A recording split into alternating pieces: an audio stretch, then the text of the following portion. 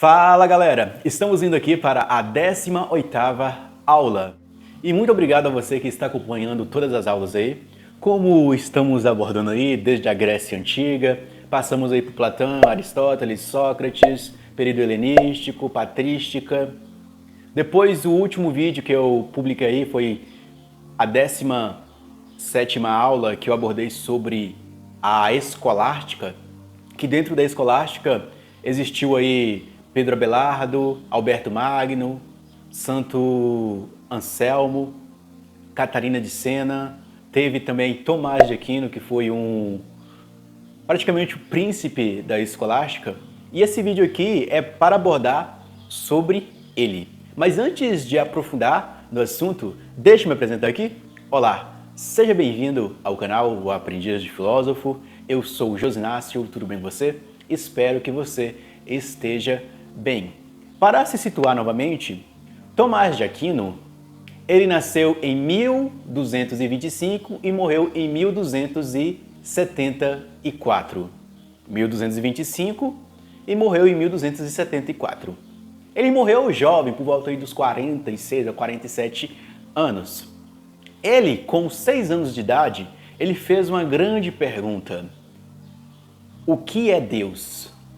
Olha, ele não fez a pergunta quem é Deus, mas ele fez a pergunta o que é Deus?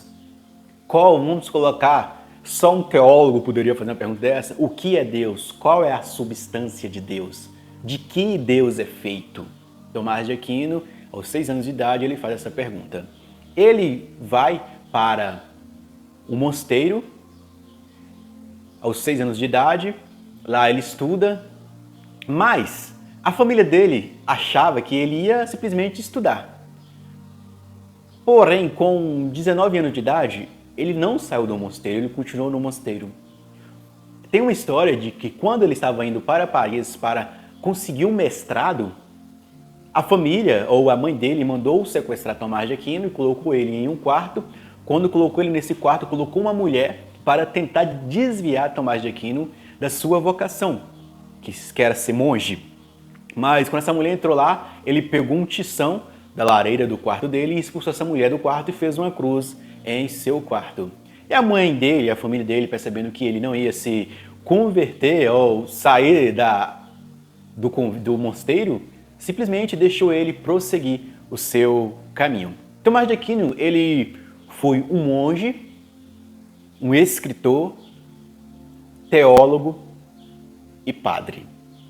Ele fez um trabalho muito grande a respeito de filosofia e também teologia. A situação social que Tomás de Aquino estava vivendo já era uma situação onde já estava tendo uma certa estabilidade. Ele viveu, no meio ali da Itália.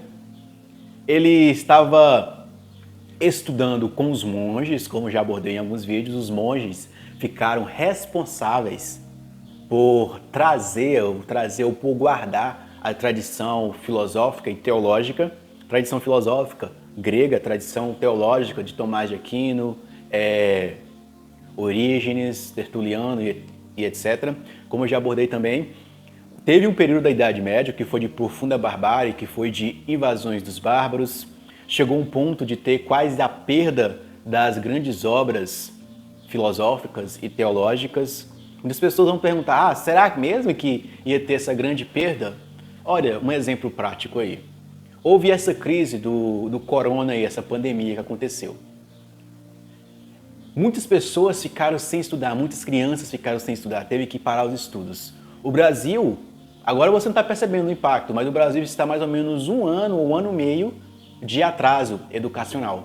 E algumas crianças passaram de série, jovens passaram de série, sem saber nada. Agora imagine numa época medieval, em um momento de crise profunda, imagine o estrago que aconteceu quando perdeu a estabilidade social, política e econômica.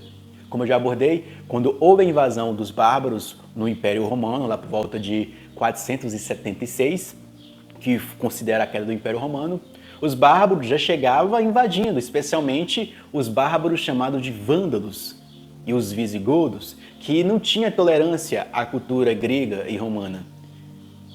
Mas só foi lá por volta do século 8, 9 10, 11, 12, 13, que passou a ter uma estabilidade política. Então, só assim que começou a surgir essa produção filosófica e teológica. Como eu já abordei, na Idade Média, o foco metafísico ou foco filosófico foi a relação do homem com Deus. Tomás de Aquino, ele começa a abordar essa relação da fé com a razão. Como a gente sabe, há uma contraposição muito grande entre a patrística e a escolástica. Se na patrística a fé estava sobreposta à razão, era crer para entender, em Tomás de Aquino, a fé e a razão tentam se equilibrar e Tomás de Aquino traz outra máxima, compreender para crer.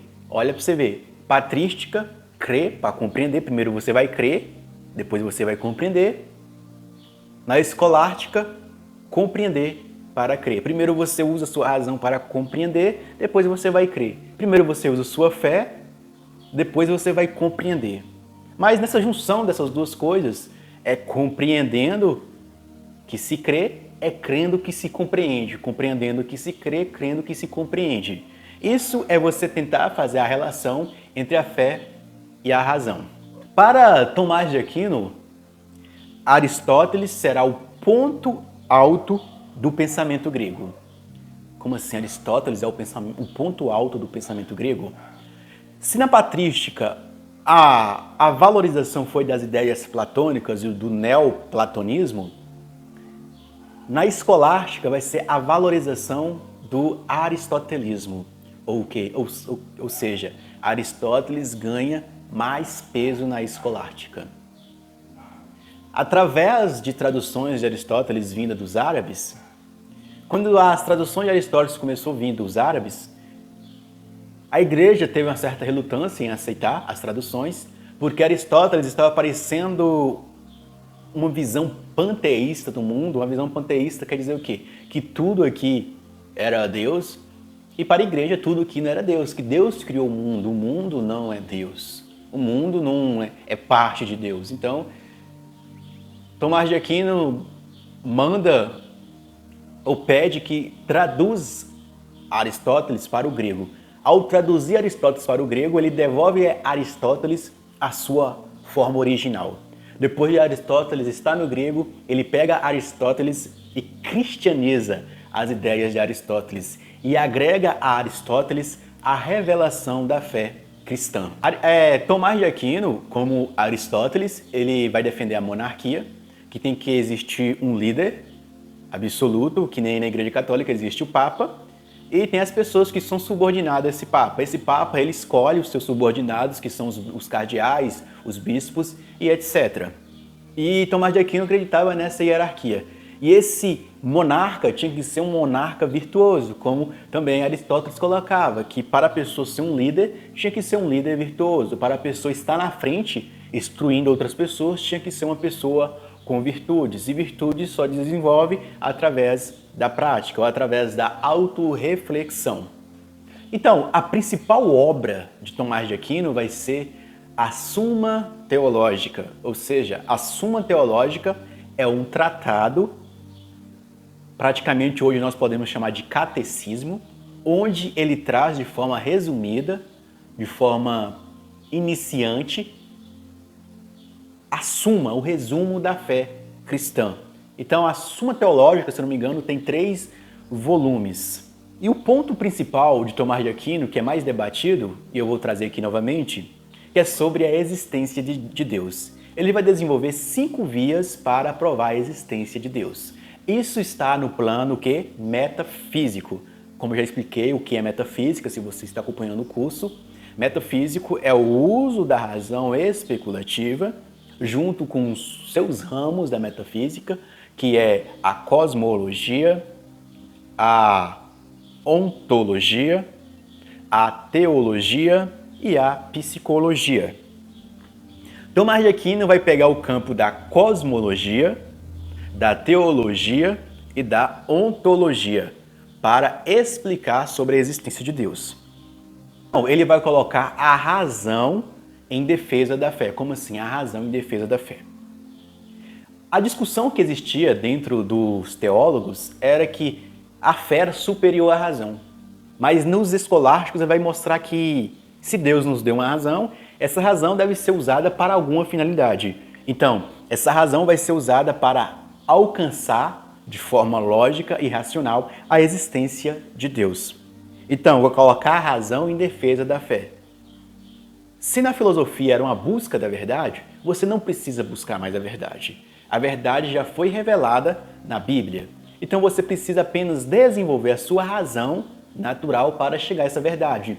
Exemplo, aqui está você começando a filosofar, aqui está a verdade revelada por Deus.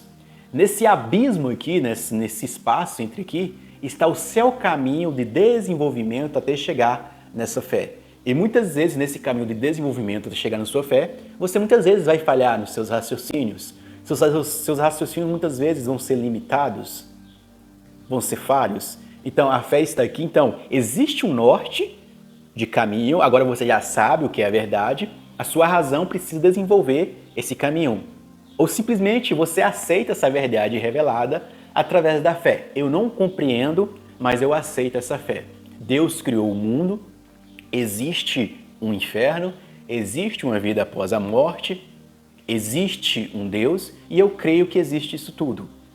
Mas eu preciso compreender para crer, então desenvolvo o caminho filosófico através do uso racional da razão. Tomás de Aquino ele vai pegar aquele conceito de Aristóteles das 4 causas, que é a causa material, a causa formal, a causa eficiente e a causa final.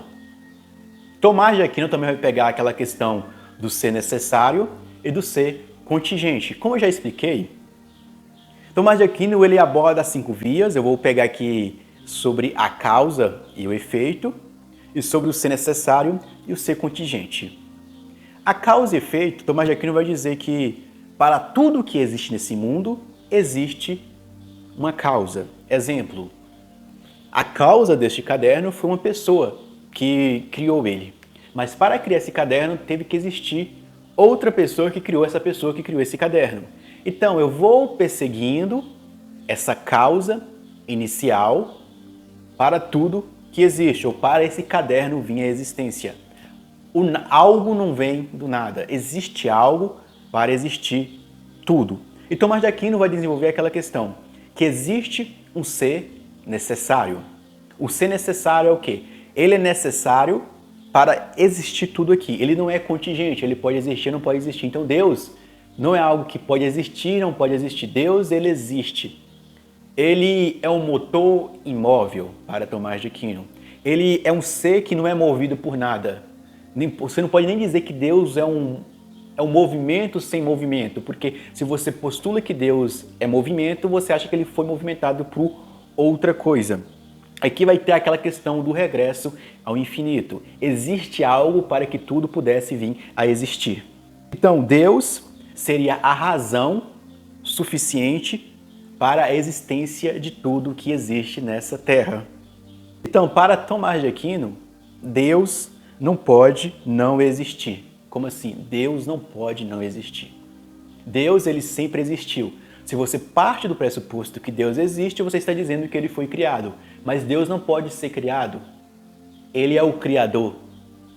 Então ninguém pode criá-lo. Ele sempre existiu. Então, essa causa metafísica, você aborda na questão do ser necessário e do ser contingente. Ser contingente é a Terra. Ser contingente sou eu. Ser contingente esses vídeos do YouTube, ser contingente é eu falando aqui, ser contingente é a cidade onde eu estou.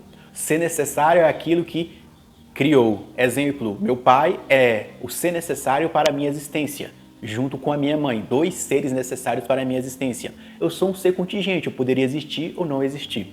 Então Tomás de Aquino ele prova a existência ou a necessidade de Deus, porque senão você faria um regresso ao infinito. E um regresso ao infinito seria você ficar sempre percorrendo algo que não iria acabar nunca. Então, simplesmente ele coloca uma pedra nesse regresso ao infinito. Então, existe um ser necessário. Então, No fim disso tudo, ele postula a necessidade de que a finalidade de minha vida é esse ser necessário, é este Deus.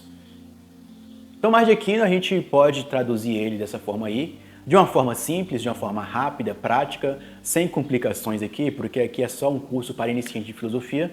Espero que esse conteúdo ajude você e até o próximo vídeo aí. Fui!